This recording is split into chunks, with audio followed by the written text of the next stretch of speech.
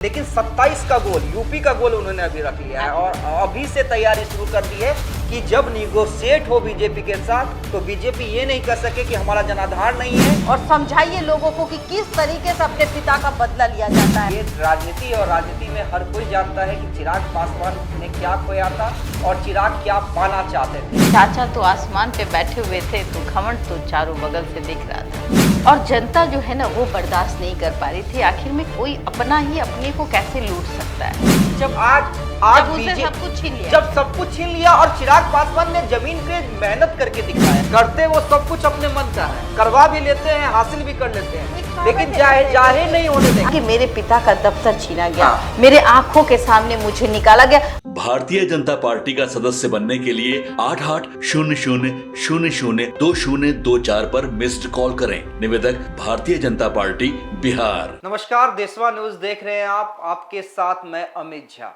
आज हम चर्चा करेंगे उस शख्स की जिसने अपना सब कुछ खो दिया था। उसके पास ना तो पार्टी बची थी ना ही परिवार, गिन चुन के एक सांसद और वो भी वो खुद थे। जमीन पर मेहनत की और धीरे धीरे सब कुछ पा लिया। जी हम चर्चा कर रहे हैं चिराग पासवान की। लेकिन क्या चिराग के कदम यहीं रुक जाएंगे?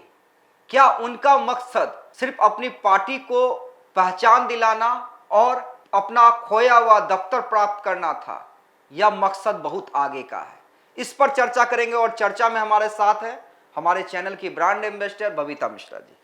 बबीता जी, जिस तरह से चिराग को कहिए कि खोया हुआ हर एक चीज मिल गया। हाँ, पूरा परिवार तो एकजुट नहीं हुआ, लेकिन जो उनके परिवार में लोग हैं वो शुरू से ही उनके साथ थे। अपने जीजा को भी उन्होंने सांसद बना दिया, खुद केंद्रीय मंत्री बन गए। उसके बाद 3 और भी सांसद हैं पार्टी के, झारखंड भी लड़ रहे हैं। और सबसे बड़ी बात है कि जिस दफ्तर से उन्हें निकाला गया था उस दफ्तर में गृह प्रवेश भी कर लिया। यहीं तक रुक जाएंगे चिराग? देखिए, मैं एक बात कहना चाहूंगी पहले तो चिराग के फैंस है उसके लिए कि कभी हम बचपन में सुना करते थे, प्राचीन काल में एक राजा हुआ करता था, उसे राजपाट छीन लिया गया साजिश के तहत और वो दर दर की ठोकर खाता रहा। ये चीज कहीं ना कहीं और फिर उसने बहुत मेहनत की, जनता की सेवा की और फिर उसको राजपाट मिला।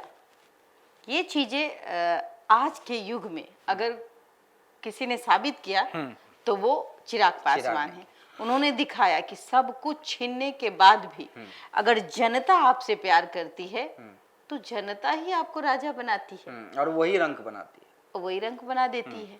तो जनता का जो प्यार था, जनता जो देख रही थी कि इसके साथ बहुत बुरा हुआ। और जिस दफ्तर की बात करूं मैं, जिस बंगले की बात करूं, आप कर रहे हैं तो आप जाहिर सी बात है जिस बंगले में उनके पिता की यादें उनका बचपन, चिराग पासवान का, वो आते होंगे, अपने उस कुर्सी पे उनके पिता बैठते होंगे। तो देखिए, एक पुत्र और पिता का जो संबंध होता है वो बहुत ही गहरा संबंध होता है। वो ना चाहते हुए भी उसको याद रहता है, यहाँ मेरे पिताजी बैठा करते थे, यहाँ सबसे बातें करते थे। और जब उस वक्त उनको धक्का देकर निकाला गया, उनसे सारी चीज़ों को, उनके मान सम्मान को, उनके अस्तित्व को मिटाया जाने लगा। ना जाने तमाम तरीके से चिराग पासवान के बारे में अपशब्दों का प्रयोग किया गया। तो कहीं ना कहीं दर्द है, वो जो टीस है वो आज भी उनके जहन और में दिमाग में है। भले ही चिराग दिखलाते ना हो। चिराग का को मैं सुन रहा था, चिराग कह रहे थे कि भाई बदले वाली बात कोई मैं सोचता अब नहीं क्या, हूं। कौन सा बदला? हाँ, लेकिन मेरी यादें चाचा के साथ भी जुड़े रही हैं। हाँ। लेकिन ऐसा नहीं है। देखिए, ये राजनीति और राजनीति में हर कोई जानता है कि चिराग पासवान ने क्या खोया था और चिराग क्या पाना चाहते थे। चिराग जो पाना चाहते थे आज हासिल कर लिया, भले ही उसे शो नहीं कर रहे हैं कि हाँ भाई मेरा बदला पूरा हो गया। जिस तरह से मैं कभी निकला था अपने ही पार्टी दफ्तर से, उस तरह से चाचा को निकलवा दिया मैंने। बिल्कुल। एक बात मैं बताना चाहूंगी कि उनके अंदर एक दृढ़ निश्चय है। सब कुछ खोने के बाद कभी चेहरे में एक मायूसी नहीं दिखी। उस समय भी उन्होंने चाचा से मुलाकात करने की कोशिश की थी और चाचा तो आसमान पे बैठे हुए थे तो घमंड तो चारों बगल से दिख रहा था। और जनता जो है ना वो बर्दाश्त नहीं कर पा रही थी। आखिर में कोई अपना ही अपने को कैसे लूट सकता है? ये चीजें जनता पे गई और तब कहीं ना कहीं देखिए, चिराग जनता- पासवान नहीं, को जनता देखिए पे- देखिए नहीं, जनता चिराग पे गई, पासवान उससे ने ज्यादा एक मुझे निश्चय- लगता है, उससे ज्यादा नहीं नहीं हाँ। देखिए जनता हाँ, जनता नहीं, बहुत मायने रखती है। नहीं, मैं बताती मैं हूँ ये आपको, कह- मैं ये एक कह रहा हूँ निश्चय, कि एक देखिए- सही तरीका।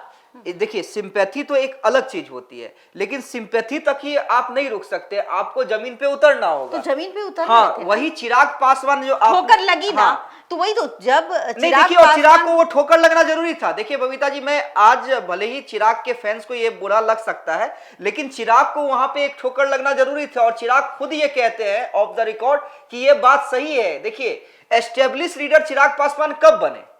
जब आज जब उनसे बीजे- सब कुछ छीन लिया जब गया। सब कुछ छीन लिया, और चिराग पासवान ने जमीन पे मेहनत करके दिखलाया। तो मैं तो यही कह रही हूँ हाँ। आपको कि जो चिराग पासवान जब उनके पिता थे, जब वो सांसद थे, तो वो अपने क्षेत्र में भी नहीं जाया करते थे। वो जाते समझते थे था, कम, हाँ। कम जाते थे, और पिता के रहते और पुत्र जो है वो हावी नहीं होना चाहता हाँ। था। ये मैं बता देती हूँ। लेकिन जब उनसे सब कुछ छीना गया, तब उनको एहसास हुआ कि हमारे पिता का मान सम्मान, हमारे उस बंगले को छीना गया जिसको दफ्तर कहा जाए, तो जहां मेरे पिताजी सबकी बात को सुनते थे, वहीं से कार्यकाल चलाते थे, कभी आते थे तो वही पार्टी कार्यालय हुआ करता था। लेकिन अब जब सब कुछ छीना जाए, अपमानित हो जाए, तो वो जमीन पर आ जाते हैं, और जब जमीन पे आते हैं तो उन्होंने निश्चय किया कि नहीं, हम जमीन से ही शुरुआत करेंगे। और आपने देखा कि उन्होंने अपनी पार्टी बनाई, उनका तो सिंबल भी छीन लिया गया था। चिराग पासवान का व्यक्तित्व है, मैं व्यक्तित्व की बात करूं, एक सौम्य बात करने का लहजा, किसी दुश्मन को भी गले लगाने का, उनकी बोली में इतना दम है बबीता जी, कि वो गले लगा सकते हैं। और कहीं ना कहीं इतने मीठे छुरी हैं कि इस मीठी छुरी के कारण ही आज पशुपति पारस जी की हालत है और वो आप देखिए देख पा रहे हैं। देखिए चिराग पासवान की जो राजनीति है ना, एक्यूरेट नीतीश कुमार वाली राजनीति है। बिल्कुल। देखिए नीतीश कुमार के बारे में क्या कहा जाता बोलते है? कम है, करते ज्यादा है। बोलते कम है, करते ज्यादा है। उनके दाहिने हाथ को पता नहीं रहता है कि बायां हाथ क्या करता है। लेकिन exact Chirag Paswan same to same राजनीति करने जा रहे हैं। मैं नीतीश कुमार के साथ, मैं फलना के साथ, अरे चाचा से मेरी क्या दुश्मनी, कैसा बदला, करते वो सब कुछ अपने मन का है, करवा भी लेते हैं, हासिल भी कर लेते वो हैं, एक कहावत लेकिन है, जाहिर नहीं होने देंगे। आपने एक कहावत सुनी होगी, सांप भी मर जाए लाठी भी ना टूटे। तो कहीं ना कहीं सांप को भी मार दिया और लाठी भी अपने पास रखा। चलिए, वो हम है ये तो चिराग ये पासवान। तो ठीक है। लेकिन हाँ। लेकिन एक भावुकता तो कल दिखी। हाँ। जो दर्द, जो उनके बातों में दर्द झलक रहा था, वो साफ शब्द यही कह रहा था कि मेरे पिता का दफ्तर छीना गया, हाँ। मेरे आंखों के सामने मुझे निकाला गया।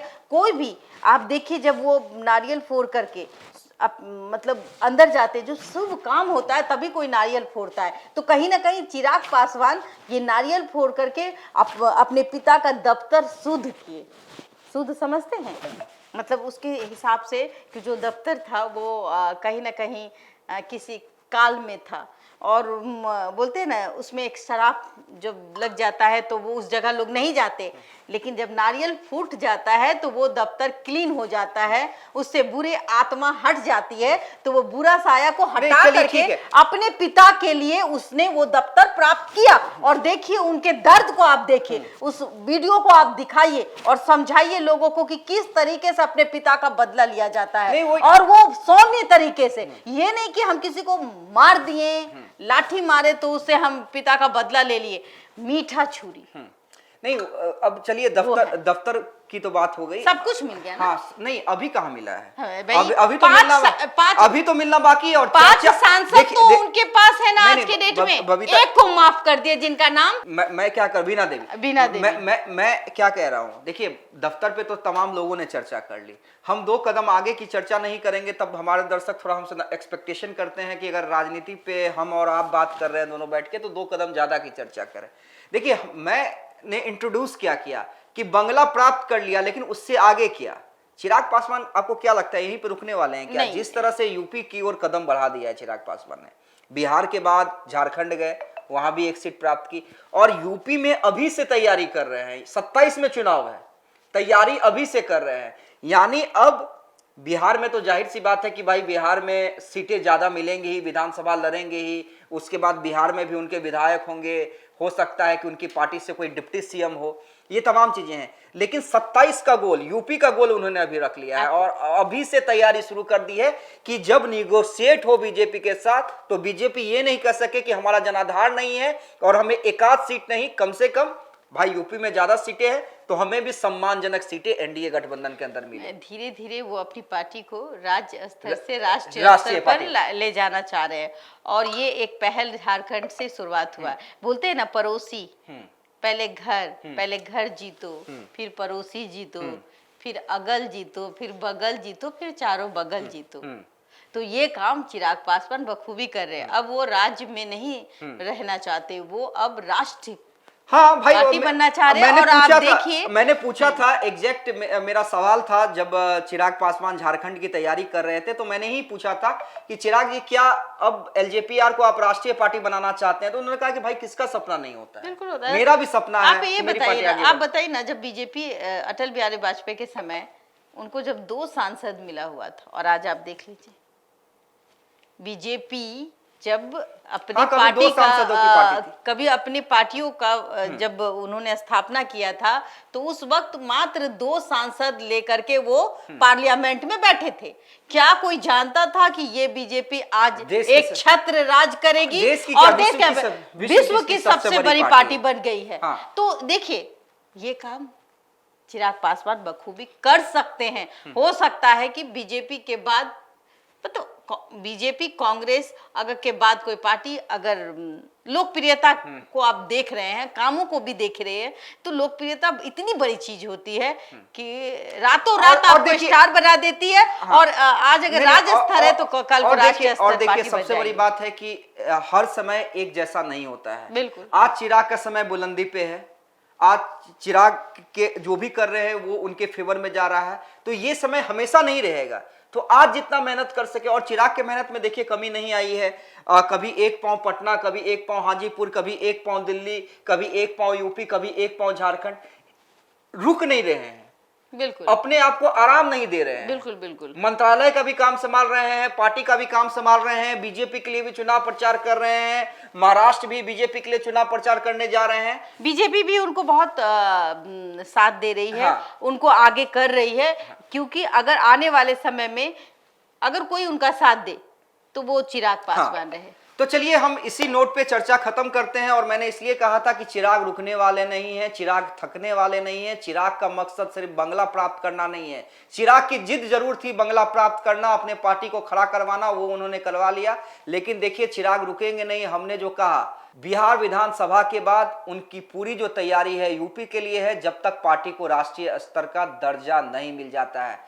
आप क्या सोचते हैं? चिराग पासवान के फैंस क्या सोचते हैं? हमारे और बबीता मिश्रा जी के इस डिबेट पे जरूर कमेंट कीजिए। और अगर आपको ये खबर पसंद आए तो ज़्यादा से ज़्यादा शेयर कीजिए। हमारे चैनल को लाइक, सब्सक्राइब, फॉलो जरूर कर लीजिए। बहुत बहुत धन्यवाद।